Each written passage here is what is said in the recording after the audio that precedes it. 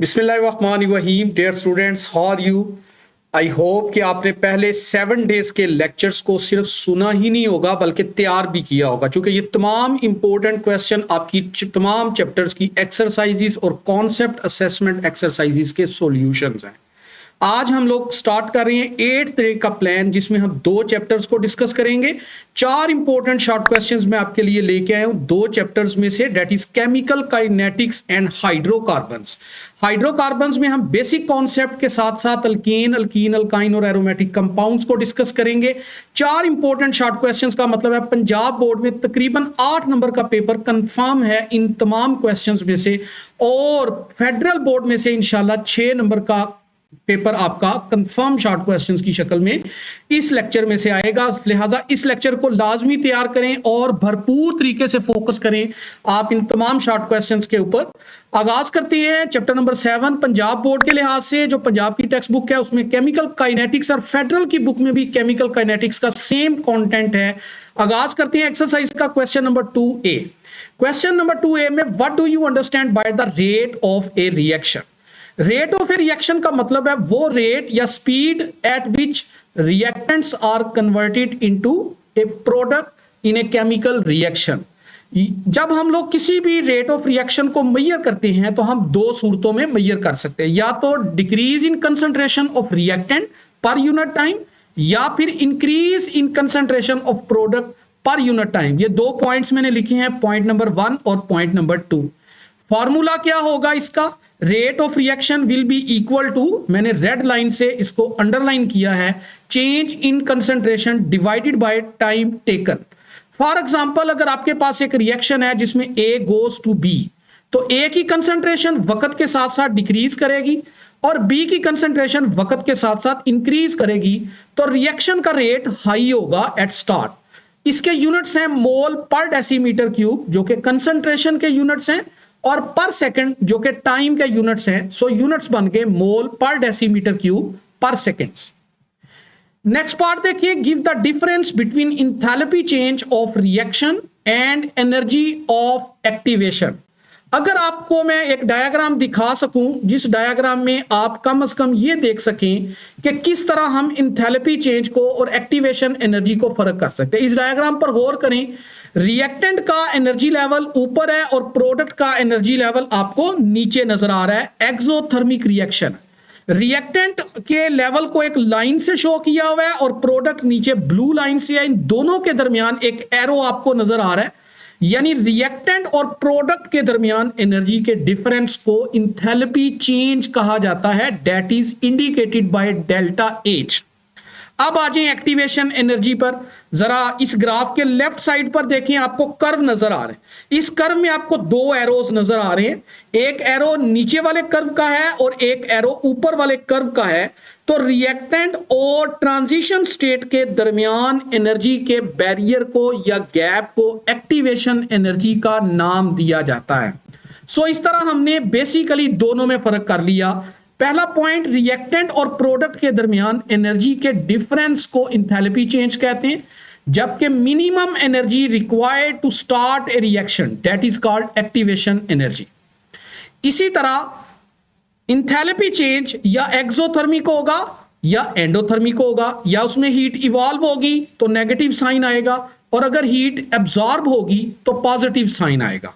जबकि activation energy ये determine करती है कि रिएक्शन स्लो चलेगा या फास्ट चलेगा। अगर तो एक्टिवेशन एनर्जी कम है तो रिएक्शन फास्ट चलेगा, अगर एक्टिवेशन एनर्जी ज्यादा है तो रिएक्शन स्लो चलेगा। नंबर 4, इंथैल्पी चेंज का point, it depends on the energies of reactants and products. अभी मैंने बताया रिएक्टेंट और प्रोडक्ट के एनर्जी के गैप को डेल्टा H कहते हैं, जबकि activation energy it depends on the energy barrier. ये एनर्जी का बैरियर है जो ओवरकम करना लाजमी है ताकि रिएक्टेंट प्रोडक्ट में कन्वर्ट हो सके। दोनों के यूनिट सेम है, किलो जूल पर मोल।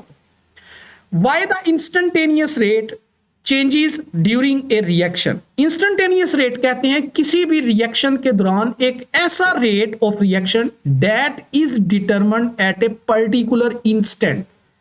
किसी भी रिएक्शन के दौरान इंस्टेंटेनियस रेट चेंज होता रहता है क्योंकि वक्त के साथ साथ रिएक्टेंट की कंसंट्रेशन में चेंज आता रहता है।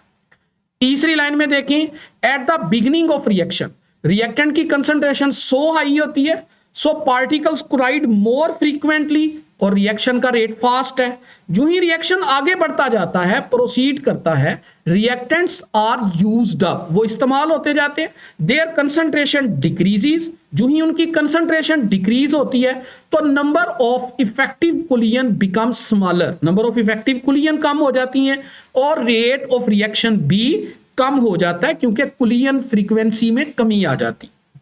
Next question, briefly summarize the effect of temperature and surface area on the rates of reaction. Temperature जब हम बढ़ाएंगे रेट ऑफ रिएक्शन बढ़ेगा क्योंकि particles gain more kinetic energy. Temperature कहते ही एवरेज काइनेटिक एनर्जी को है, तो जब पार्टिकल्स के पास ज्यादा काइनेटिक एनर्जी आती है वो ज्यादा फ्रीक्वेंटली कोलाइड करते हैं ज्यादा फोर्स के साथ, ज्यादा पार्टिकल्स के पास एनर्जी आ जाती है इक्वल टू और ग्रेटर देन एक्टिवेशन एनर्जी, जिसके नतीजे में ज्यादा इफेक्टिव कुलियंस होती हैं और जिसके नतीजे में रेट ऑफ रिएक्शन में इजाफा हो जाता है। नंबर 2 आ गया इफेक्ट ऑफ सरफेस एरिया। जब हम सरफेस एरिया बढ़ा देते हैं किसी सॉलिड रिएक्टेंट का तो उससे रिएक्शन का रेट बढ़ जाता है। वजह क्या है? Because more particles are expose for collision. ज्यादा सरफेस एरिया होगा, पार्टिकल ज्यादा दूर दूर होंगे, ज्यादा एक्सपोज्ड होंगे, ज्यादा टकराव पैदा हो सकेगा। यही वजह है कि फाइनली पाउडर्ड सॉलिड्स का rate of reaction large lumps के मुकाबले में ज्यादा होता है। Why does wood burn more rapidly in pure oxygen than in air? ये बात सच है कि जब आप लकड़ी को जलाते हैं तो वो प्योर ऑक्सीजन में मोर रैपिडली बर्न करती है देन इन एयर, क्योंकि प्योर ऑक्सीजन में ऑक्सीजन की कंसंट्रेशन 100% होती है और एयर में ऑक्सीजन की कंसंट्रेशन बाई वॉल्यूम 21% होती है। चूंकि प्योर एयर में ऑक्सीजन की कंसंट्रेशन या नंबर ऑफ मॉलिक्यूल कंबस्शन के लिए ज्यादा अवेलेबल होते हैं, so effective कुलियन occur more frequently and rate of burning increases greatly. A catalyst lowers activation energy of a chemical reaction. Illustrate it. Catalyst किसे कहते हैं? एक ऐसा सब्सटेंस जो किसी भी केमिकल रिएक्शन के दौरान उसके रेट को इंक्रीज करे by providing an alternate pathway with lower activation energy. ये लेफ्ट साइड पर मैंने बाई हैंड ग्राफ ड्रॉ किए हैं। लेफ्ट वाला पहला ऊपर वाला ग्राफ देखें, रिएक्टेंट और प्रोडक्ट के दरमियान गैप वही है जो नीचे वाले ग्राफ में, लेकिन एक कर्व मैंने बनाया ऊपर जाकर। ऊपर मैंने कर्व की पीक के ऊपर एक लाइन शो की है। ये लाइन इंडिकेट करती है ट्रांजिशन स्टेट को। रिएक्टेंट और ट्रांजिशन स्टेट के दरमियान एनर्जी के गैप को एक्टिवेशन एनर्जी कहते हैं।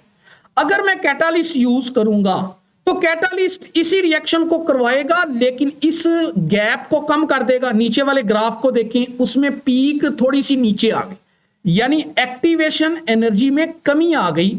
जितनी पीक ऊंची होगी इसका मतलब है रिएक्शन कैटालिस्ट के बगैर चल रहा है, और जितनी पीक नीचे होगी, छोटी पीक होगी, इसका मतलब है कि रिएक्शन कैटालिस्ट के साथ चल रहा है, मतलब एक्टिवेशन एनर्जी बहुत लो है।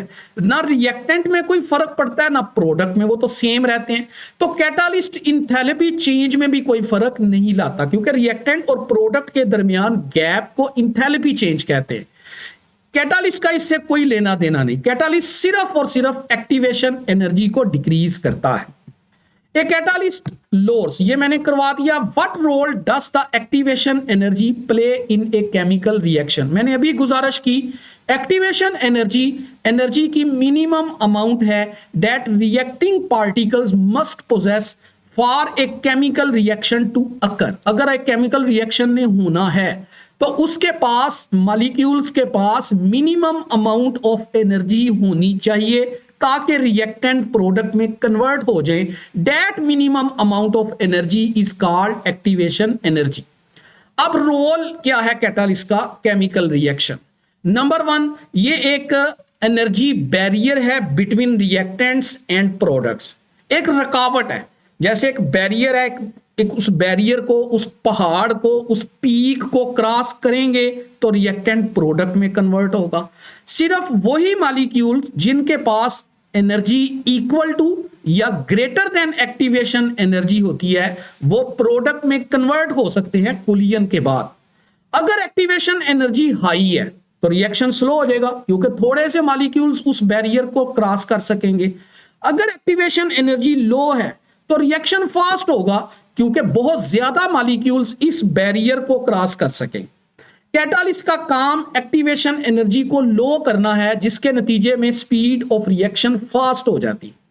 How does activation energy affect rate of reaction? अभी मैंने गुजारिश की है पिछले क्वेश्चन में भी, जितनी एक्टिवेशन एनर्जी हाई होगी रेट ऑफ रिएक्शन उतना स्लो होगा और जितनी एक्टिवेशन एनर्जी लो होगी रेट ऑफ रिएक्शन उतना फास्ट होगा। ये दोनों ग्राफ मैंने बना के दिखाए हैं।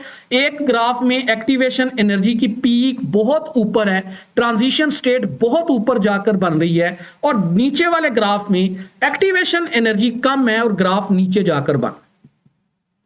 If the reaction of H2 and I2 to make HI at a temperature H2 plus I2 goes to 2HI was studied at various times at 100 seconds after the start of reaction।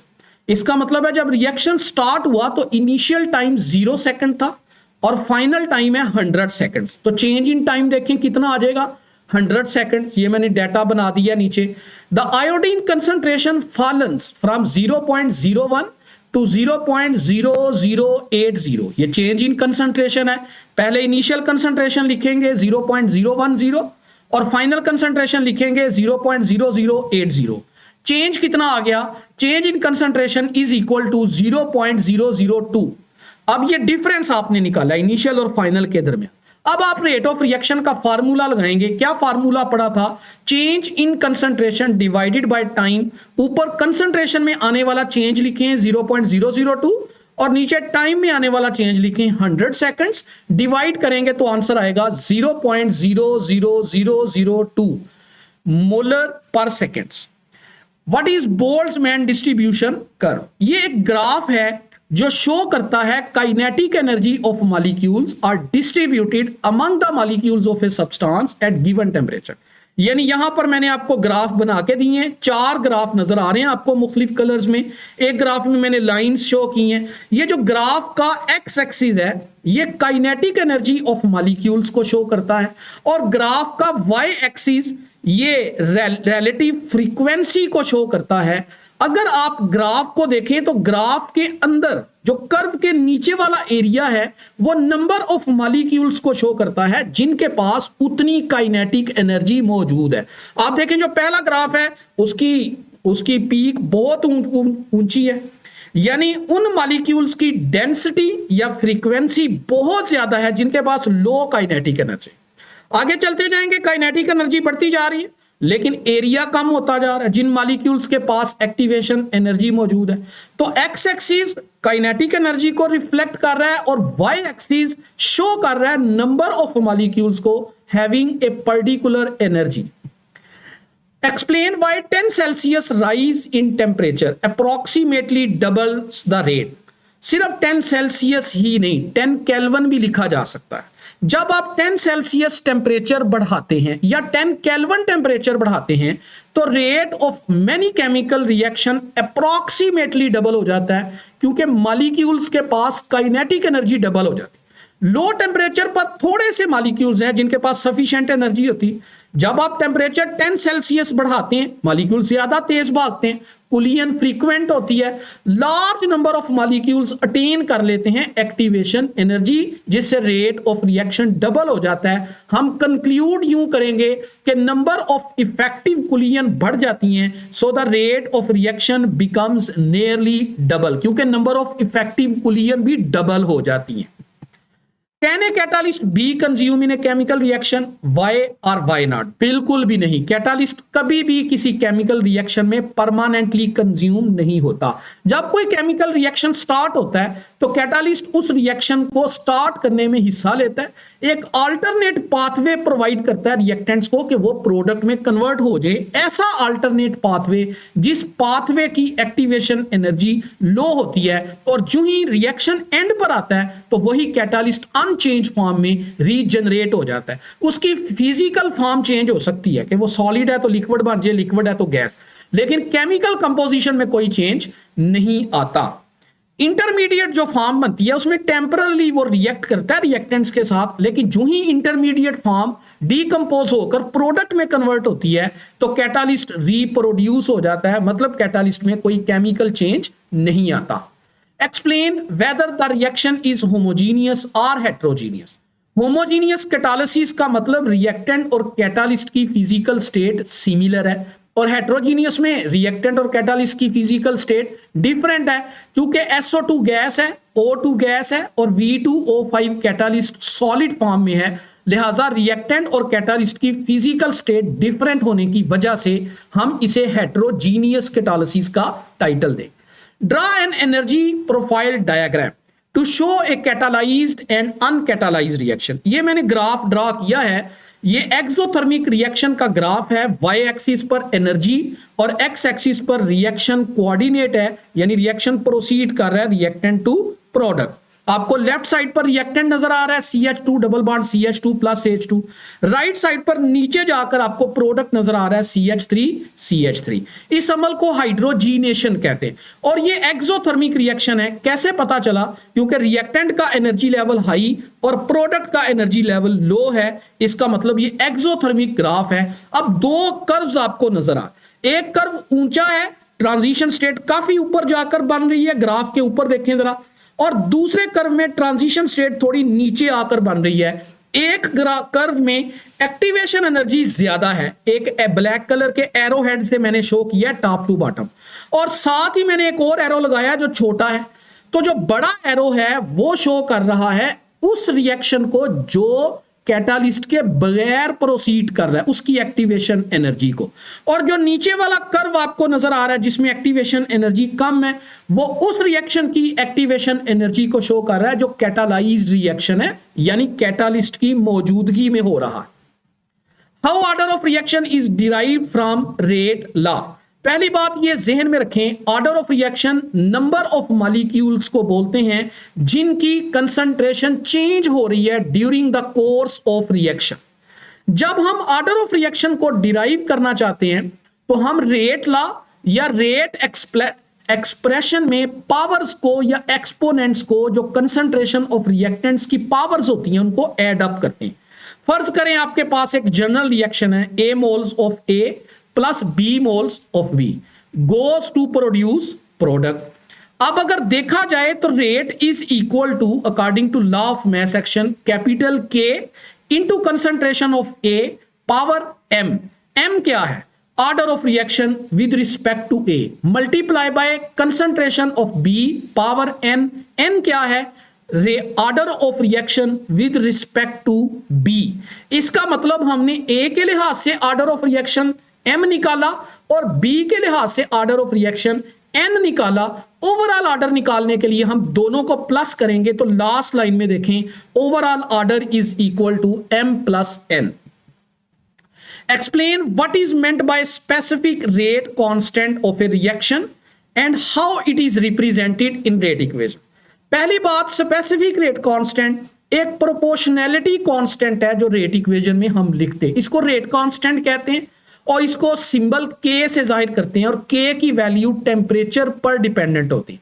जितना temperature बढ़ाते हैं rate of reaction बढ़ता है और K की value भी बढ़ती है, खा एक्सोथर्मिक रिएक्शन हो खा एंडोथर्मिक रिएक्शन। एक जनरल सा रिएक्शन अभी मैंने लिखवाया था, rate is equal to K concentration of A power M into concentration of B power N।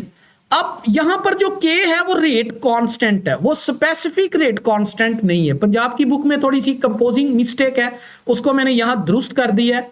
अब ये K रेट कांस्टेंट है। अगर आप A और B की कंसंट्रेशंस को इक्वल कर दें, यानी मेन पॉइंट मैंने लिखा है कि अगर concentration of A is equal to concentration of B is equal to 1 molar, दोनों की कंसंट्रेशन को 1 मोलर कर दें, तो then rate will become equal to K. This K is now called specific rate constant, यानी वो रेट कांस्टेंट जिसमें concentration of reactants are considered as unity is called specific rate constant. Next चलते हैं chapter number 11 का 2B part different. ये हमारा chapter number 11 start हो गया, चैप्टर नंबर 7 हमने कंप्लीट कर लिया। पहला क्वेश्चन लेते हैं चैप्टर नंबर 11 यानी कि हाइड्रोकार्बन्स में differentiate aliphatic and aromatic hydrocarbons. ऐसे हाइड्रोकार्बन्स उन ऑर्गेनिक कंपाउंड्स को कहा जाता है जिनमें कार्बन और हाइड्रोजन मौजूद होती है। ऐसे हाइड्रोकार्बन्स जो स्ट्रेट चेन है या ब्रांच चेन है, लेकिन कम से कम उनके अंदर एरोमेटिक रिंग्स मौजूद नहीं है, उनको एलिफेटिक हाइड्रोकार्बन्स कहा जाता है। जबकि एरोमेटिक हाइड्रोकार्बन ऐसे हाइड्रोकार्बन्स को कहा जाता है जिनमें कम से कम एक बेंजीन का रिंग मौजूद है विद डी लोकेलाइज्ड इलेक्ट्रॉन। नंबर 2 दूसरा पॉइंट देखें, एलिफेटिक हाइड्रोकार्बन ओपन चेन भी हो सकते हैं और साइक्लिक भी हो सकते हैं, but non benzene type, benzene का रिंग उनमें नहीं होना चाहिए। एरोमेटिक हाइड्रोकार्बन में आमतौर पर बेंजीन का रिंग मौजूद होता है, लाजमी नहीं, लेकिन हक्कल रूल को ओबे करता है। आप उसके चक्कर में ना पड़े, बस ये याद रखें कि usually contain a benzene ring. Aliphatic hydrocarbon में सिंगल, डबल या ट्रिपल बॉन्ड हो सकता है। एरोमेटिक हाइड्रोकार्बन में कॉन्जुगेटेड पाई इलेक्ट्रॉन सिस्टम होता है, यानी double single double bond. Aliphatic hydrocarbons में कोई कैरेक्टरिस्टिक प्लेजेंट स्मेल नहीं होती और एरोमेटिक हाइड्रोकार्बन्स में आमतौर पर एक पर्टिकुलर कैरेक्टरिस्टिक एरोमेटिक स्मेल मौजूद होती। Differentiate homocyclic and heterocyclic fission. Fission कहते हैं बॉन्ड के टूटने को। अगर मैं आपको दिखा सकूं, स्क्रीन के ऊपर देखें, एक बॉन्ड है जो क्लोरीन और क्लोरीन का है। अब बॉन्ड बनाने में 2 इलेक्ट्रॉन बिजी हैं। अगर दोनों इलेक्ट्रॉन्स के बनने वाला बॉन्ड इस तरह से ब्रेक हो कि एक इलेक्ट्रॉन एक एटम के ऊपर चला जाए, दूसरा इलेक्ट्रॉन दूसरे एटम के ऊपर चला जाए, तो इस फिशन को कहते हैं होमोलिटिक फिशन। और अगर कोवलेंट बॉन्ड इस तरह से ब्रेक हो कि दोनों इलेक्ट्रॉन एक एटम के ऊपर चले जाएं, आपको स्क्रीन पर नजर आ रहा होगा, और दूसरी तरफ कोई भी इलेक्ट्रॉन ना आए, that is called heterolytic fission. जब होमोलिटिक फिशन होती है, दोनों एटम्स के ऊपर एक एक इलेक्ट्रॉन आ जाता है, इसके नतीजे में वो फ्री रेडिकल्स कहलाते हैं, मतलब इस रिएक्शन में फ्री रेडिकल बनते हैं। जब हेटेरोलिटिक फिशन होती है, दोनों इलेक्ट्रॉन एक एटम के ऊपर आ जाते हैं और दूसरे के पास कोई इलेक्ट्रॉन नहीं जाता। जिसके पास कोई इलेक्ट्रॉन नहीं जाता उस पर पॉजिटिव चार्ज, जिस पर दोनों इलेक्ट्रॉन आ जाते हैं उस पर नेगेटिव चार्ज, यानी एक तरफ एनाइन बन जाता है और दूसरी तरफ केटाइन बन जाता है। होमोलिटिक फिशन में इक्वल डिस्ट्रीब्यूशन ऑफ इलेक्ट्रॉन होती है, ऐसे इक्वल, बिल्कुल एक इलेक्ट्रॉन दाएं एक बाएं। हेटेरोलिटिक फिशन में unequal distribution of bonding electron होती है, दोनों इलेक्ट्रॉन किसी एक एटम की तरफ चले जाते हैं। होमोलिटिक फिशन तब होती है जब बॉन्ड आमतौर पर नॉन पोलर होते हैं in presence of heat, light या पेरोक्साइड कैटालिस्ट। जबकि हेटेरोलिटिक फिशन आमतौर पर वहां होती है जहां बॉन्ड पोलर होते हैं और सॉल्वेंट भी पोलर होते हैं। Differentiate electrophilic, electrophile and nucleophile. Electro electron से है और फाइल लविंग को कहते हैं। ऐसी तमाम species which are electron loving, they are called electrophile. Electron को क्यों लव करती हैं? इलेक्ट्रॉन तो नेगेटिव है। ऐसी चीजें इलेक्ट्रॉन को लव करती हैं जो खुद इलेक्ट्रॉन डेफिशिएंट हैं, यानी वो इलेक्ट्रॉन एक्सेप्ट करना चाहती। न्यूक्लियोफाइल न्यूक्लियस लविंग है, यानी न्यूक्लियस को लव कर रहा है। न्यूक्लियस खुद पॉजिटिव है और पॉजिटिव को कौन लव करेगा? जो खुद नेगेटिव होगा। इसका मतलब है न्यूक्लियोफाइल उन स्पीशीज को कहते हैं जो इलेक्ट्रॉन रिच होती हैं, यानी वो इलेक्ट्रॉन डोनेट कर सकती हैं। दोबारा सुन लें, इलेक्ट्रोफाइल इलेक्ट्रॉन डेफिशिएंट हैं, न्यूक्लियोफाइल इलेक्ट्रॉन रिच स्पीशीज होती हैं। इलेक्ट्रोफाइल आमतौर पर या तो पॉजिटिवली चार्ज होते हैं या न्यूट्रल होते हैं या उनके अंदर वैकेंट ऑर्बिटल मौजूद होता है। न्यूक्लियोफाइल्स के पास एक्स्ट्रा इलेक्ट्रॉन होते हैं और या वो न्यूट्रल होते हैं या उनके पास डोनेटेबल लोन पेयर अवेलेबल होता है जो वो किसी को दे सकते हैं। इलेक्ट्रोफाइल इलेक्ट्रॉन लिविंग स्पीशीज को कहते हैं और न्यूक्लियोफाइल न्यूक्लियस लविंग स्पीशीज को कहते हैं। इलेक्ट्रोफाइल की example H positive, NO2 positive, BF3, और न्यूक्लियोफाइल की example OH negative, Cl negative, water, ammonia. अब ये वाटर और अमोनिया न्यूट्रल न्यूक्लियोफाइल है क्योंकि इनके पास डोनेटेबल लोन पेयर मौजूद है।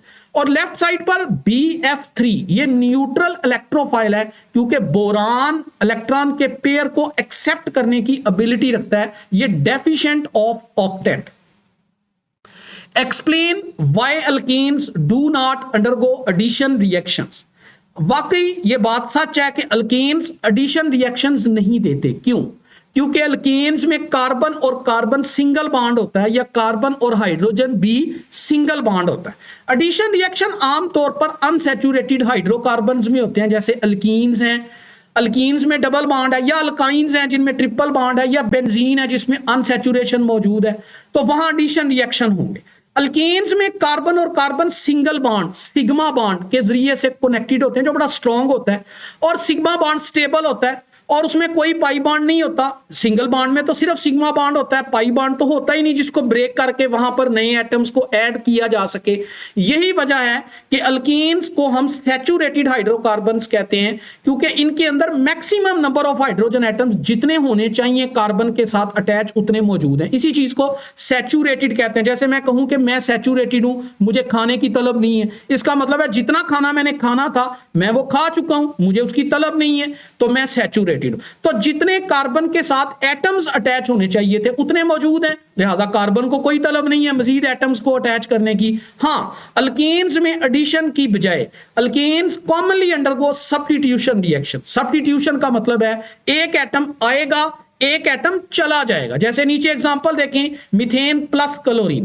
क्लोरीन का एक एटम आया, मीथेन में से एक हाइड्रोजन को निकाल कर उसकी जगह खुद बैठ गया और CH3Cl बन गया। This is called substitution reaction. तय हुआ सब्स्टिट्यूशन रिएक्शन सैचुरेटेड करैक्टर की अलामत है और एडिशन रिएक्शंस अनसैचुरेटेड करैक्टर की अलामत होते हैं। How elimination reaction is considered opposite to addition reaction.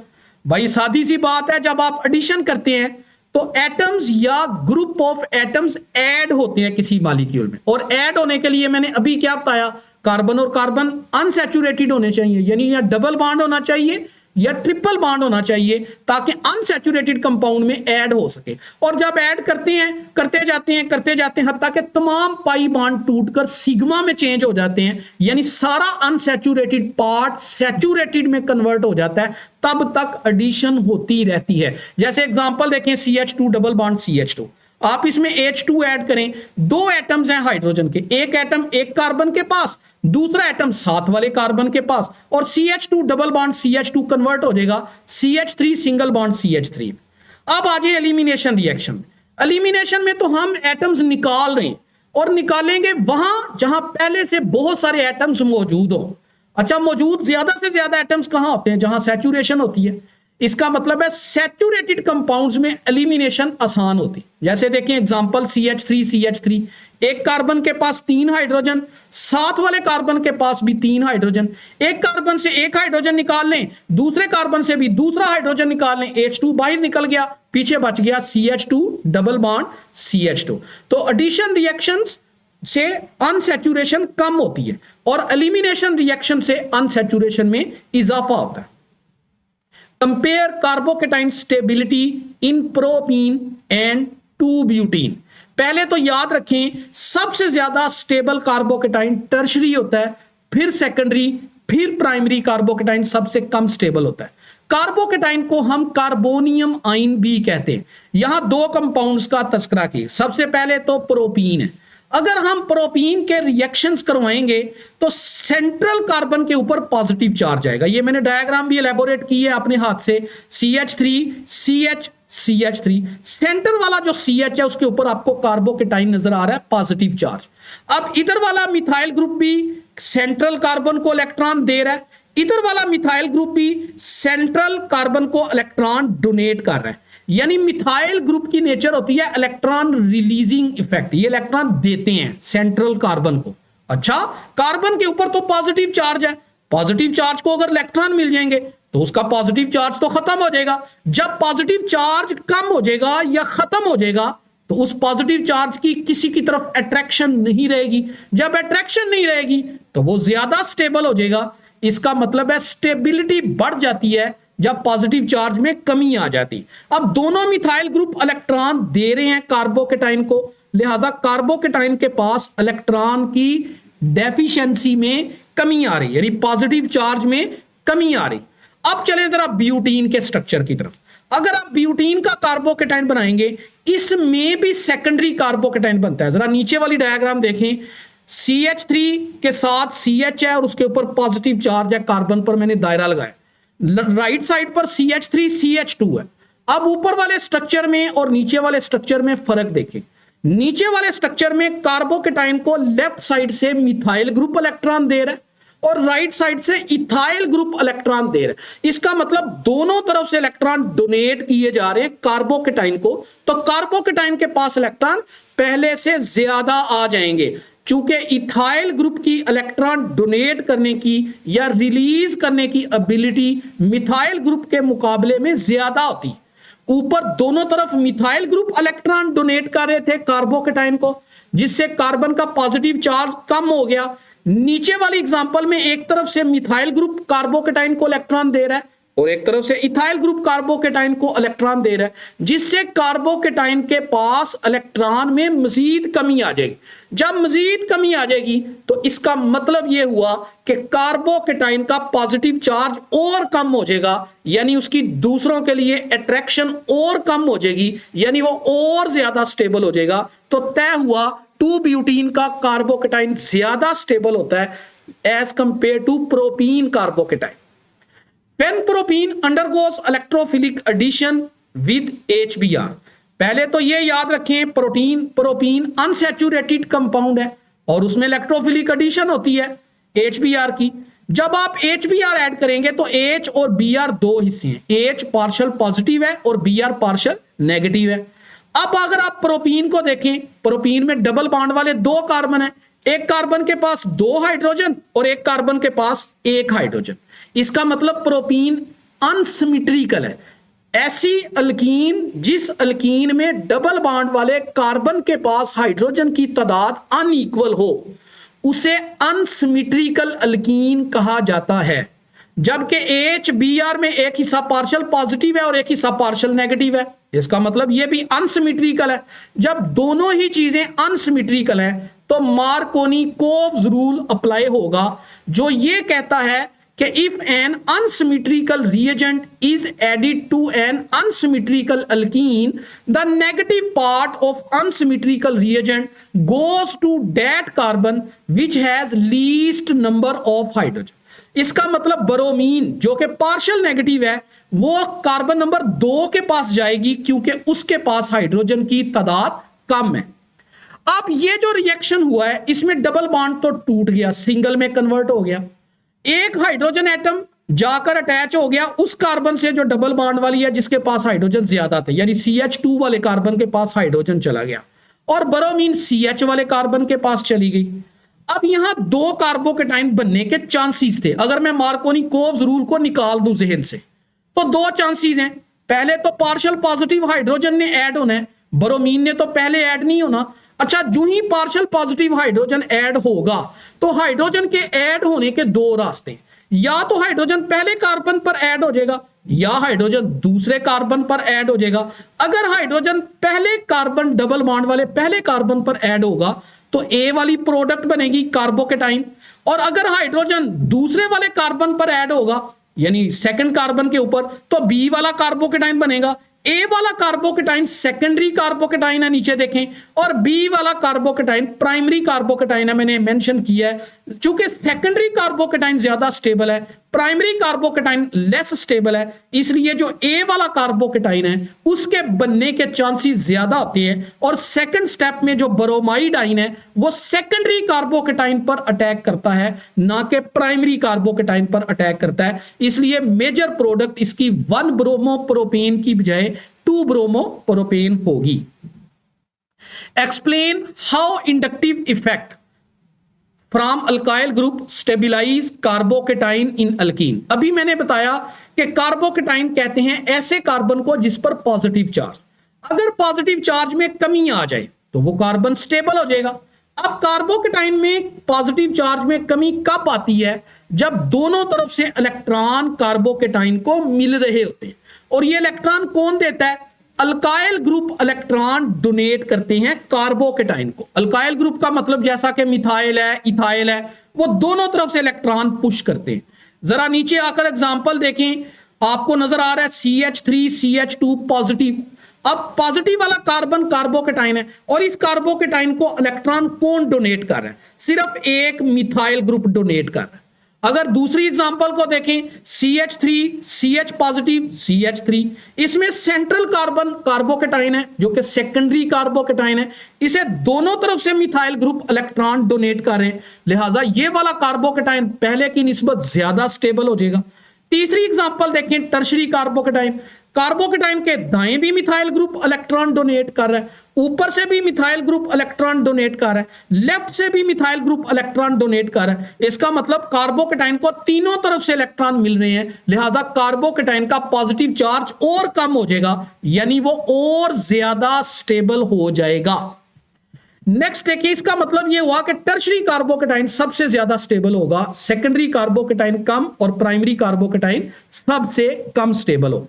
Right structural formulas of the following compound. Isobutylene, butylene का लफ्ज जब आ जाए तो वो डबल बॉन्ड को शो करता है, जैसे इथाइलीन, प्रोपाइलीन। इसको इथाइन से कंफ्यूज नहीं करना या ब्यूटाइन से। ब्यूटाइन ट्रिपल बॉन्ड वाला कंपाउंड है, लेकिन ब्यूटाइलीन डबल बॉन्ड वाला कंपाउंड है। जैसे आइसोब्यूटेन में ब्रांच होती है तो आपने इसमें ब्रांच बना के 4 कार्बन वाला कंपाउंड बनाना है और डबल बॉन्ड किसी भी जगह लगा दे। आगे है 2 3 4 4, यानी कार्बन नंबर 2, कार्बन नंबर 3, 4 और 4 जगह पर आपने मिथाइल ग्रुप लगाने और 2 पेंटीन यानी सेकंड कार्बन पर आपने डबल बॉन्ड लगाना। 2 5 हेप्टाडाइईन, कार्बन नंबर 2 पर और कार्बन नंबर 5 पर आपने डबल बॉन्ड अटैच करना है, जबकि 2 और कोई भी चीज आपने अटैच नहीं करनी। 4 5 डाई मिथाइल, इसका मतलब है ये फोर्थ क्वेश्चन है हमारा कि कार्बन नंबर 4 और कार्बन नंबर 5 पर डबल बॉन्ड लगाना है आपने। सॉरी, कार्बन नंबर 4 और कार्बन नंबर 5 पर आपने मिथाइल ग्रुप अटैच करने हैं CH3, देखें मैंने लगाए भी हैं। और 2 हेक्सीन मतलब कार्बन नंबर 2 पर आपने डबल बॉन्ड लगा देना। विनाइल एसिटाइलिन, विनाइल कहते हैं CH2 CH सिंगल बॉन्ड को, और एसिटाइलिन कहते हैं कार्बन कार्बन ट्रिपल बॉन्ड को। दोनों को जोड़ दें, विनाइल एसिटाइलिन बन गया। 1 3 पेंटाडाइईन, कार्बन नंबर 1 और कार्बन नंबर 3 पर डबल बॉन्ड लगाएं और 5 कार्बन वाली सीधी चेन बना दें। 1 ब्यूटाइन, 4 कार्बन वाली चेन बनाएं और कार्बन नंबर 1 पर ट्रिपल बॉन्ड बनाएं। बाकी तमाम कार्बन के 4 बॉन्ड पूरे करने के लिए हाइड्रोजन अटैच कर दें। क्वेश्चन नंबर 8, 3 नॉर्मल प्रोपाइल, यानी कार्बन नंबर 3 पर नॉर्मल प्रोपाइल बनाना है, 3 कार्बन वाला। 1 4 पेंटाडाइईन, कार्बन नंबर 1 पर भी डबल बॉन्ड, कार्बन नंबर 4 पर भी डबल बॉन्ड और 5 कार्बन वाली सीधी चेन बनानी है आप।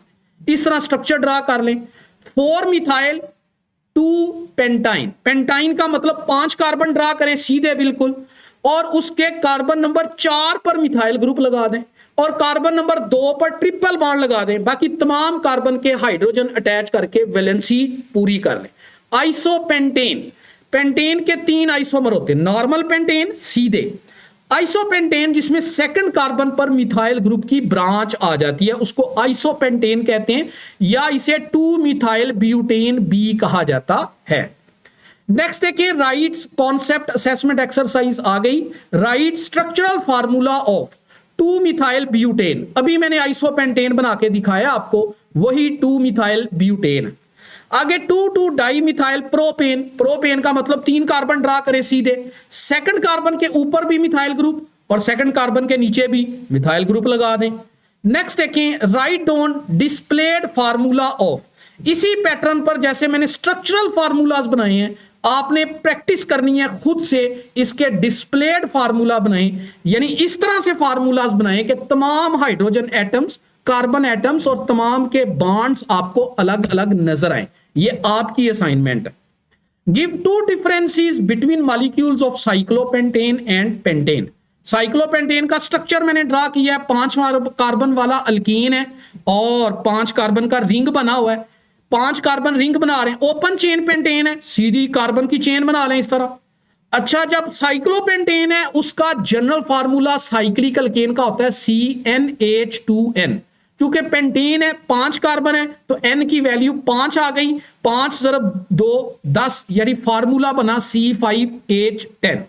ओपन चेन अल्केन का जनरल फार्मूला होता है CnH2n+2, मतलब 5 कार्बन है तो n की वैल्यू 5 आ गई, 5 ज़रब 2 10 जमा 2 12, तो मॉलिक्यूलर फार्मूला बना C5H12। Eicosane is a straight chain alkane. पहली बात तो ये अल्केन है तो फिर जनरल फार्मूला अल्केन वाला अप्लाई होगा CnH2n+2। 20 कार्बन है इसके अंदर। What is the molecular formula of eicosane? भाई अगर 20 कार्बन है तो n की वैल्यू 20 होगी। अगर n की वैल्यू 20 है तो हाइड्रोजन कितने बनेंगे? n की वैल्यू पुट अप करें हाइड्रोजन में, 20 ज़रब 2 40 जमा 2 42, यानी फार्मूला बना C20H42। Why do branched alkenes have lower boiling points than straight chain alkenes? Branch chain का बॉइलिंग पॉइंट कम होता है स्ट्रेट चेन अल्केन्स के मुकाबले में, क्योंकि ब्रांच चेन मॉलिक्यूल्स का सरफेस एरिया कम हो जाता है। जरा नीचे डायग्राम देखें दोनों, मैंने स्ट्रेट चेन वाला पेंटेन बनाया, उस पेंटेन में देखें आपको 5 कार्बन नजर आ रहे हैं, लेकिन दरमियान वाले 3 कार्बन पर गौर करें जिन पर मैंने स्टार लगाया। ये कार्बन एक और पेंटेन के साथ वांडरवाल फोर्सेस पैदा कर सकते हैं, लंदन डिस्पर्शन फोर्सेस पैदा कर सकते हैं 3 जगहों पर, 3 स्पॉट्स पर। अब इसी मॉलिक्यूल का ब्रांच वाला कंपाउंड मैंने नीचे बनाया आइसोपेंटेन, उसमें देखिए स्टार वाले सिर्फ 2 कार्बन बचे, यानी पहले 3 कार्बन पर अटैचमेंट हो सकती थी वांडरवाल फोर्सेस के जरिए, अब सिर्फ 2 कार्बन पर वांडरवाल फोर्सेस के लिए अटैचमेंट हो सकती है। इंटरमॉलिक्यूलर फोर्सेस कमजोर हो गई हैं, लिहाजा इनको तोड़ना आसान है। यही वजह है कि स्ट्रेट चेन कंपाउंड्स का बॉइलिंग पॉइंट ज्यादा होता है और ब्रांच वालों का बॉइलिंग पॉइंट कम होता है, यानी नॉर्मल पेंटेन का बॉइलिंग पॉइंट ज्यादा होगा, आइसोपेंटेन का कम होगा, और नियोपेंटेन में 2 ब्रांचेस होती हैं, वहां बॉइलिंग पॉइंट और भी कम हो। Explain why alkenes have tetrahedral shape. Alkanes ऐसे कंपाउंड्स को कहते हैं जिनमें कार्बन और कार्बन के दरमियान सिंगल बॉन्ड, और सिंगल बॉन्ड का मतलब sp3 हाइब्रिडाइजेशन है।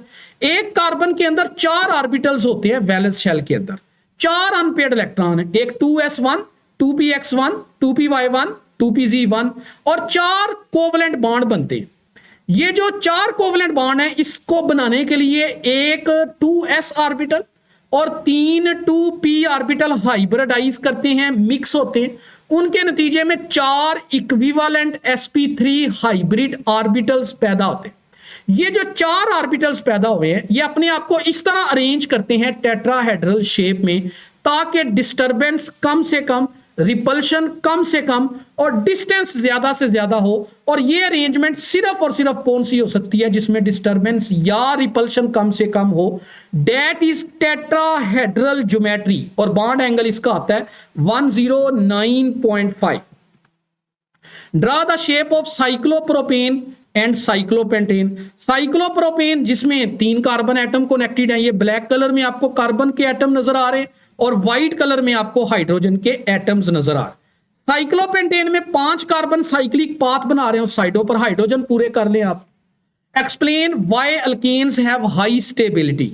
हम कहते हैं अल्कीन की निस्बत अल्कीन ज्यादा स्टेबल है, यानी अल्कीन की रिएक्टिविटी ज्यादा होती है क्योंकि उनमें पाई बॉन्ड होता है, अल्कीन में सिग्मा बॉन्ड होता है, सिंगल कोवलेंट बॉन्ड होता है, पहला पॉइंट। और ये single covalent bond sigma bond होता है, इसको तोड़ने के लिए लार्ज अमाउंट ऑफ एनर्जी चाहिए। अल्केन्स की पोलैरिटी इलेक्ट्रोनेगेटिविटी डिफरेंस कम होने की वजह से कम होती है। अल्केन्स में कार्बन और हाइड्रोजन के दरमियान इलेक्ट्रोनेगेटिविटी का डिफरेंस बहुत कम होता है, लिहाजा इनके कार्बन कार्बन बॉन्ड और carbon hydrogen bond non polar होते हैं, लिहाजा कोई भी पोलर चीज आसानी से इन पर अटैक नहीं कर सकती। और तीसरा, इनकी ज्योमेट्री टेट्राहेड्रल होती है। टेट्राहेड्रल ज्योमेट्री में सेंट्रल कार्बन तक पहुंचना इंतहाई मुश्किल होता है, इसलिए इन 3 वजूहात को जहन में रखें जिसके बायस अल्कीन ज्यादा स्टेबल होते हैं। What are the major types of reactions that alkenes undergo? 2 तरह के रिएक्शंस अल्कीन आमतौर पर कंडक्ट करते हैं सूटेबल कंडीशंस में। Number 1 thermal and catalytic reactions, number 2 substitution reactions, और मैंने बताया था सब्स्टिट्यूशन रिएक्शन सैचुरेटेड करैक्टर की अलामत। How the termination step occurs in the halogenation of alkane.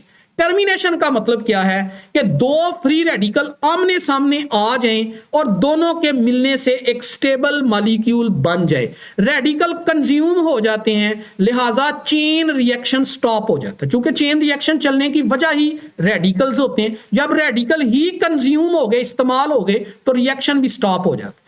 मसलन अगर मैं मीथेन की क्लोरीनेशन करूं तो कौन कौन से रेडिकल्स बन सकते हैं? एक तो क्लोरीन का फ्री रेडिकल बन सकता है, इसके ऊपर मैंने एक अनपेड इलेक्ट्रॉन डॉट की शक्ल में शो किया हुआ है, और मिथाइल फ्री रेडिकल CH3, इसके ऊपर भी मैंने एक इलेक्ट्रॉन डॉट की शक्ल में शो किया है। फ्री रेडिकल कहते ही ऐसी स्पीशी को हैं जिसके ऊपर एक अनपेड इलेक्ट्रॉन मौजूद हो। अब टर्मिनेशन कैसे कैसे हो सकती? तीन रास्ते हो सकते हैं, या तो क्लोरीन क्लोरीन फ्री रेडिकल मिले Cl2 बने, या मिथाइल मिथाइल फ्री रेडिकल बने C2H6 बने, या मिथाइल और क्लोरीन फ्री रेडिकल मिले और CH3Cl बन जाए। State the conditions under which mixture of halogenoalkane is obtained from the halogenation of alkane। जब आप हेलोजिनेशन करते हैं तो अल्कीन में सब्स्टिट्यूशन होती है। सब्स्टिट्यूशन का मतलब है एक एटम आएगा, एक एटम जाएगा, एक क्लोरीन आएगा, हाइड्रोजन निकल जाएगा, दूसरा क्लोरीन आएगा, हाइड्रोजन निकल जाएगा। इसका मतलब अगर मैं क्लोरीन या ब्रोमीन ज्यादा इस्तेमाल करूं तो बार बार हाइड्रोजन निकलता जाएगा। In presence of long term sunlight, जैसे अल्ट्रावायलेट लाइट है, तो बार बार क्या होगा, हाइड्रोजन रिप्लेस होता जाएगा और क्लोरीन आती जाएगी। जैसे देखें इक्वेशन मैंने बनाई है, पहले मीथेन प्लस Cl2, एक क्लोरीन आई, हाइड्रोजन निकल गया, मीथेन कन्वर्ट होगा CH3Cl में, एक और क्लोरीन आई, उसने एक और हाइड्रोजन निकाल दिया, बन गया CH2Cl2, एक और क्लोरीन आई Cl2, उसने एक और हाइड्रोजन निकाल दिया, बन गया CHCl3, एक और क्लोरीन आई, उसने एक और हाइड्रोजन निकाल दिया, बन गया CCl4। इस तरह अगर हैलोजन एक्सेस में है तो मिक्सचर बन सकता है mono di tri tetra halogenated alkanes. Predict the products of free radical chlorination of ethane. जब आप इथेन की क्लोरीनेशन करेंगे तो सबसे पहला काम क्या होगा, क्लोरीन आएगी, इथेन में से हाइड्रोजन निकालेगी और क्लोरो इथेन बनाएगी। अब अगर तो क्लोरीन इतनी ही है, एक ही मॉलिक्यूल है, तो स्टेप यही होगा सिर्फ और सिर्फ सनलाइट की मौजूदगी में। सनलाइट को मैंने H म्यू से जाहिर किया, तो प्रोडक्ट बन गई क्लोरोइथेन, ये मेन ऑर्गेनिक प्रोडक्ट है, और साथ HCl बन जाएगा साइड प्रोडक्ट के तौर पर। लेकिन अगर क्लोरीन एक्सेस में है तो बार बार सब्स्टिट्यूशन हो, बार बार क्लोरीन आएगी, बार बार हाइड्रोजन निकलेगा, जब तक के सारे हाइड्रोजन रिप्लेस ना हो जाए तब तक रिएक्शन चलता रहेगा। डाइक्लोरोइथेन, ट्राइक्लोरोइथेन, टेट्राक्लोरोइथेन, पेंटाक्लोरोइथेन, हेक्साक्लोरोइथेन, ये सारी प्रोडक्ट्स बन सकती हैं। कब? जब क्लोरीन एक्सेस में हो। Give the reaction of propanol. Propanol एक एल्कोहल है with concentrated H2SO4। Write down the reactions.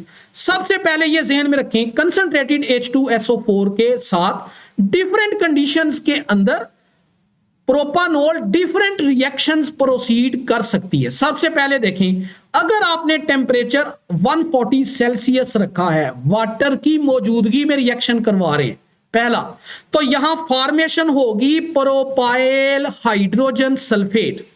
Propyl hydrogen sulphate, फर्ज करें जो प्रोपानोल हमें दिया गया है वो 1 प्रोपानोल, भाई कोई प्रोपानोल तो लेना ना, या 1 ले लें या 2 ले लें, मैंने यहां 1 प्रोपानोल एज्यूम किया, फर्ज करें, चूंकि सवाल में उसने मेंशन नहीं किया। तो 1 प्रोपानोल में OH ग्रुप कार्बन नंबर 1 पर अटैच है। अगर मैं H2SO4 के साथ रिएक्शन करवाऊंगा, सल्फोनेशन होगी, और पहले स्टेप में देखें प्रोडक्ट बन रही है CH3 CH2 CH2O SO3H। इसे कहते हैं प्रोपाइल हाइड्रोजन सल्फेट। ये इंटरमीडिएट प्रोडक्ट है जो आगे जाकर एक अल्कीन में कन्वर्ट हो सकती है, या इंटरमीडिएट यहां पर स्टॉप हो सकती। नंबर 2, दूसरा और तीसरा रिएक्शन डिहाइड्रेशन का है। Concentrated sulphuric acid dehydrating agent है, लिहाजा अगर रिएक्शन आप 170 सेल्सियस पर करवाएंगे, 170 से 180 सेल्सियस पर, तो एक कार्बन से निकलेगा OH।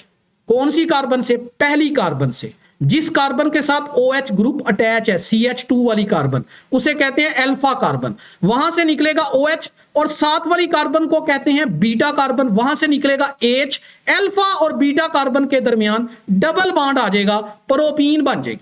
लेकिन अगर यही रिएक्शन आप 140 सेल्सियस पर करवाएं तो दो मॉलिक्यूल इस्तेमाल करने पड़ेंगे प्रोपानोल के। एक मॉलिक्यूल में से OH निकलेगा, साथ वाले मॉलिक्यूल में से H निकलेगा, और डाई एन प्रोपाइल ईथर बनेगा। इसका मतलब है पहली डिहाइड्रेशन जो हाई टेम्परेचर और लो कंसंट्रेशन ऑफ अल्कोहल में हुई उसके नतीजे में अल्कीन, और दूसरी डिहाइड्रेशन जो लो टेम्परेचर और हाई कंसंट्रेशन ऑफ अल्कोहल में हुई उसकी प्रोडक्ट बनी ईथर। तो डिफरेंट कंडीशंस में डिफरेंट प्रोडक्ट्स बन सकती है। Name the following compounds. Compounds के स्ट्रक्चर मैंने ड्रा किए हैं, स्ट्रक्चर्स को ओपन करें, कंडेंस स्ट्रक्चर को ओपन करके स्ट्रक्चरल फार्मूला बनाएं और नाम लिखें। ये आपकी असाइनमेंट है, खुद से प्रैक्टिस करें। Draw the structural formula of the following alkyne. Alkyne में डबल बॉन्ड है, इसकी भी प्रैक्टिस आप लोगों ने खुद करनी है, मैंने पीछे काफी सारी प्रैक्टिस करवाई है आपको। Give the dehydro halogenation reaction of bromopropane. D removal, hydrogen, halogen. Dehydro halogen का मतलब है elimination of hydrogen atom and halogen atom. Halogen निकालेंगे अल्फा कार्बन से और हाइड्रोजन निकालेंगे बीटा कार्बन से in presence of alcoholic KOH। नीचे देखें, मैंने आपको दो प्रोडक्ट्स दिए हैं, दो रिएक्टेंट्स दिए हैं, एक 1 ब्रोमोप्रोपेन और एक 2 bromopropane.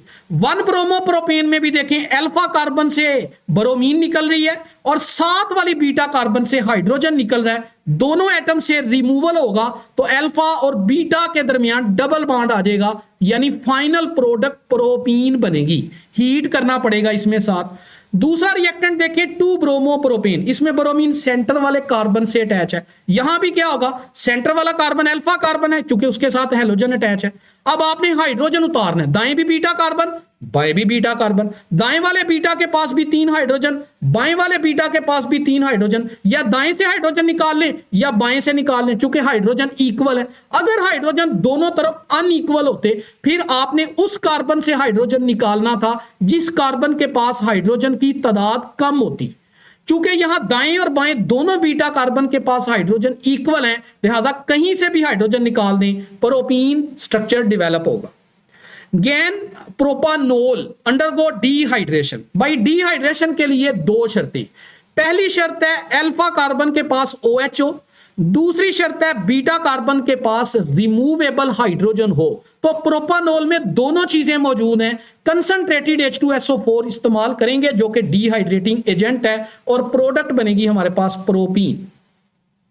How does an alkene differ from an alkene in stability. काफी सारी बात इसके ऊपर हो गई है पहले भी। अल्कीन में कार्बन और कार्बन के दरमियान सिग्मा बॉन्ड है जिसको तोड़ना बहुत मुश्किल है। अल्कीन में कार्बन और कार्बन के दरमियान डबल बॉन्ड है जिसमें एक सिग्मा और दूसरा पाई बॉन्ड है। पाई बॉन्ड वीक होता है, वीक बॉन्ड को तोड़ना आसान होता है सिग्मा के मुकाबले में, इसलिए अल्कीन की रिएक्टिविटी टूवर्ड एडिशन रिएक्शन ज्यादा होती है। Which of the following species is likely to act as a nucleophile? Nucleophile किसे कहते हैं, पीछे भी डेफिनेशन बताइए। जो न्यूक्लियस लविंग स्पीशीज होती है, जो आसानी से लोन पेयर डोनेट कर सकती हैं। तो यहाँ OH नेगेटिव स्पीशी ऐसी है जिसके ऊपर नेगेटिव चार्ज है या डोनेटेबल लोन पेयर है, लिहाजा वो एक न्यूक्लियोफाइल है, बाकी स्पीशीज न्यूक्लियोफाइल नहीं है। Which of the following species likely to act as an electrophile? Electrophile कहते हैं ऐसी स्पीशी को जो इलेक्ट्रॉन लविंग है, जिस पर पॉजिटिव चार्ज हो सकता है। तो यहां पॉजिटिव चार्ज सिर्फ हाइड्रोजन के पास है, H पॉजिटिव। क्योंकि पॉजिटिव चार्ज है और deficient of lone pair of electron है, वो लोन पेयर एक्सेप्ट कर सकता है, इसलिए वो इलेक्ट्रोफाइल है। बाकी स्पीशीज इलेक्ट्रोफाइल नहीं है। How do alkenes react with an electrophile. Alkenes जब भी इलेक्ट्रोफाइल से रिएक्ट करती हैं तो इलेक्ट्रोफाइल की एडिशन होती है। अल्कीन में कार्बन और कार्बन के दरमियान डबल बॉन्ड वीक होता है और पाई बॉन्ड होता है उसके अंदर, वो रिच ऑफ इलेक्ट्रॉन है, और इलेक्ट्रोफाइल डेफिशिएंट ऑफ इलेक्ट्रॉन। तो चूंकि इलेक्ट्रोफाइल डेफिशिएंट ऑफ इलेक्ट्रॉन है, वो इलेक्ट्रॉन की तलाश में, और अल्कीन में pi bond efficient of electron है, वो इलेक्ट्रॉन देना चाहता है, तो दोनों ऐड हो जाते हैं। देखें carbon carbon double bond plus E positive electrophile goes to addition reaction. नीचे मैंने addition of HBr to ethene भी समझाई है आपको, ये पहले भी मैंने प्रैक्टिस करवाई है। एक कार्बन के पास पार्शियल पॉजिटिव और एक के पास partial negative. Compare and explain the relative rates of hydro addition of alkenes of HCl, HBr and HA। सबसे ज्यादा रिएक्टिविटी HI की होती, क्योंकि HI का बॉन्ड बहुत कमजोर है, उसको तोड़ना आसान है। जो ही टूटेगा H पॉजिटिव आयन आसानी से पैदा करेगा। HBr का बॉन्ड मजबूत होता है HI के मुकाबले में, उसको तोड़ना मुश्किल है, लिहाजा इसके आयोनाइजेशन के नतीजे में H पॉजिटिव आयन मुश्किल से पैदा होता है। HCl का बॉन्ड और भी मजबूत है, लिहाजा उसको तोड़ना और भी मुश्किल है, लिहाजा H पॉजिटिव आयन का पैदा होना और भी मुश्किल है। चूंकि इलेक्ट्रोफिलिक एडिशन का आगाज ही H पॉजिटिव आयन की एडिशन से होता है into carbon carbon double bond, लिहाजा सबसे फास्ट रिएक्शन HI के साथ होगा, क्योंकि वहां H पॉजिटिव आयन सबसे जल्दी पैदा हो जाता है। Explain how Markovnikov's rule is applied in addition to HBr of HBr to 2-pentene। मैंने अभी बताया मार्कोनी-कोव्स रूल की definition, if an unsymmetrical reagent is added to an unsymmetrical alkene, the negative part of unsymmetrical reagent goes to that carbon of double bond which has fewer number of hydrogen। जब आप HBr को add करते हैं तो पहले H positive add होता है, double double carbon carbon double bond के दरमियान H पॉजिटिव। जो ही डबल बॉन्ड में कार्बन डबल बॉन्ड में H पॉजिटिव ऐड होता है तो एक स्टेबल कार्बोकेटाइन बनता है इंटरमीडिएट के तौर पर, फिर ब्रोमाइड आयन उसके ऊपर अटैक करता है। तो यहां डबल बॉन्ड वाले दोनों कार्बन के पास हाइड्रोजन बराबर है, लिहाजा स्टेबल कार्बोकेटाइन बनाना है आपने, और स्टेबिलिटी का असूल मैंने पीछे बताया है। यहां पर 3 bromopentane according to Markovnikov's rule हमारी प्रोडक्ट बनी। Write the equation for ozonolysis of ethene. याद रखें ओजोनोलाइसिस का मकसद है to locate the position of double bond in an unsaturated compound alkyne.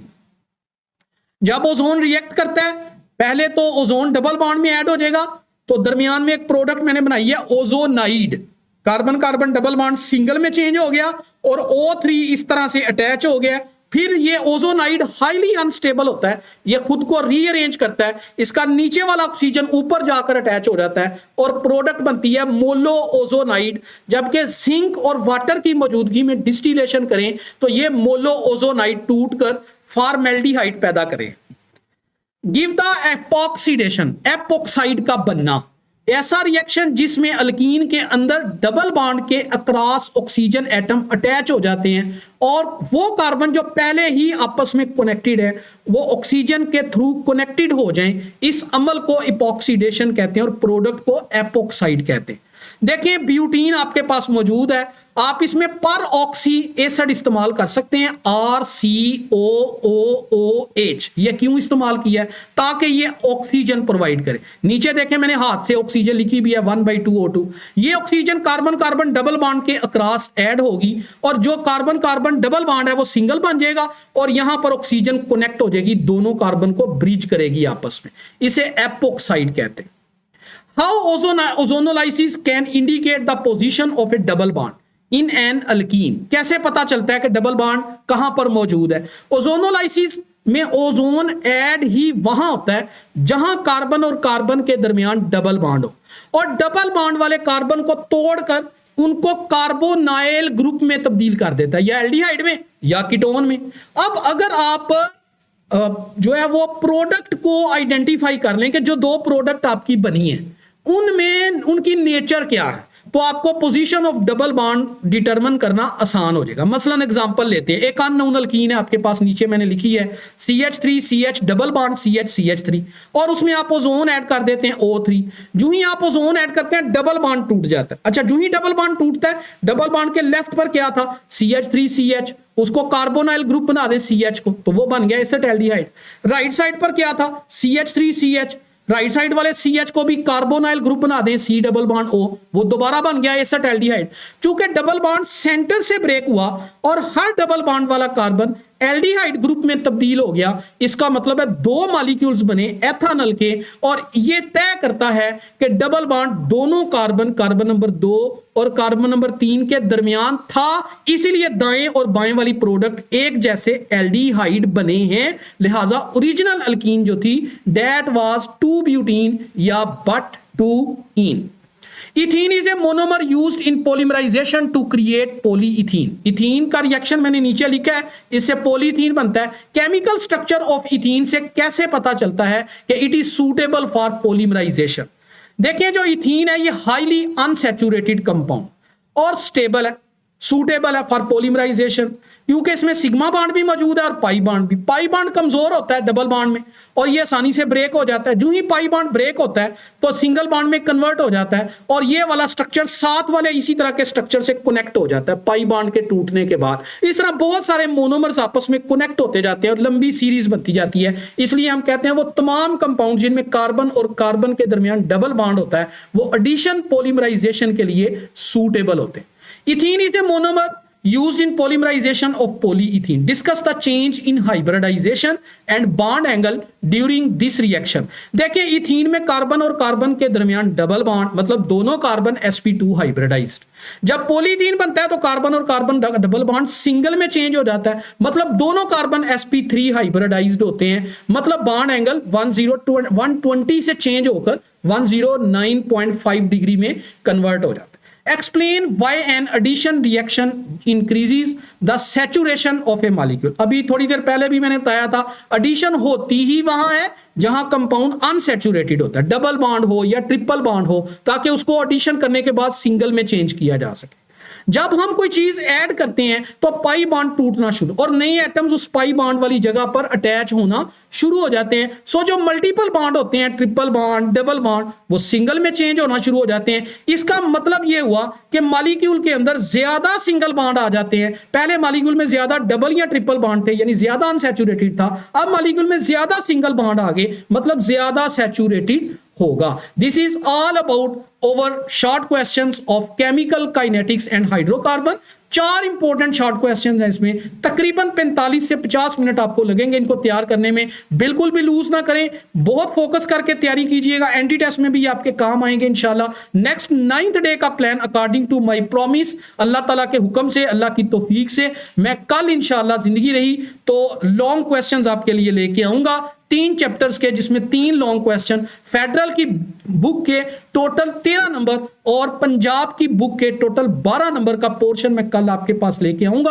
और परसों भी लॉन्ग क्वेश्चन, यानी कल और परसों 2 दिन हमारे लॉन्ग क्वेश्चन का पोर्शन होगा, डे 9th और डे 10th। तैयारी कीजिएगा, फोकस करें, अपने आपको तैयार रखें, अल्लाह ताला की तौफीक से अच्छे पेपर दें इंशाल्लाह, और अच्छे मार्क्स लेकर अपनी जिंदगी को एक अच्छे फ्यूचर की तरफ जो है वो प्रोसीड करें। अल्लाह ताला आपको कामयाब करे। टेक केयर, अल्लाह हाफ़िज़।